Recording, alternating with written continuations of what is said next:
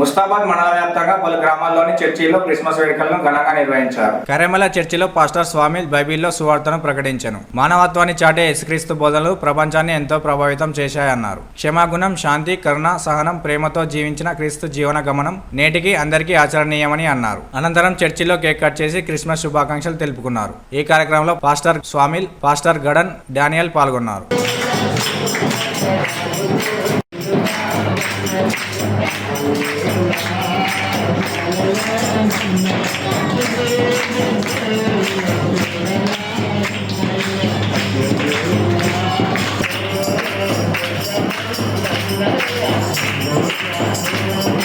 దేవుని ఉద్దేశం ఏంటంటే తిమోతికి రాసిన మొదటి పత్రిక చూడండి 2వ అధ్యాయం కూడా మేధావులైన పామరులైన దేవుడు ఒక్కడే, దేవుడు నిరాకారుడు, దేవుడు ఆత్మయ్య ఉన్నాడు, సంబంధించిన వాడు కాదు ఆయన.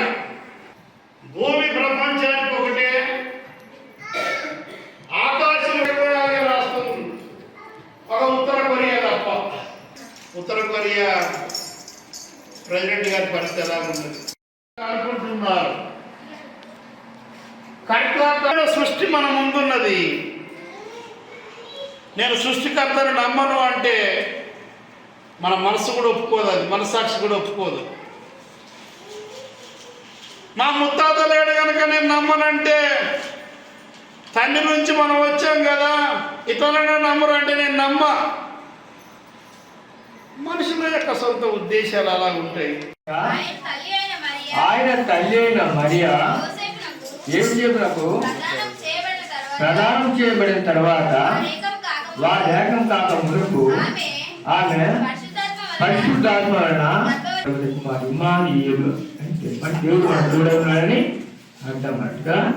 ఇంకా మనం చూసినట్లయితే యుగోపదేశకాండము 18వ అధ్యాయము 16వ చూసినట్లయితే అక్కడ ఒక మాట మన దేవుడు తెలియజేస్తున్నాం. చూడండి,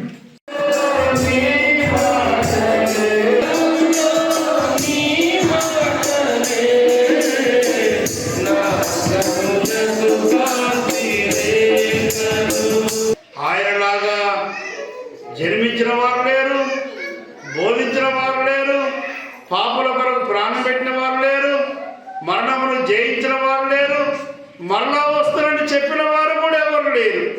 యేసయ్య ఒక్కడే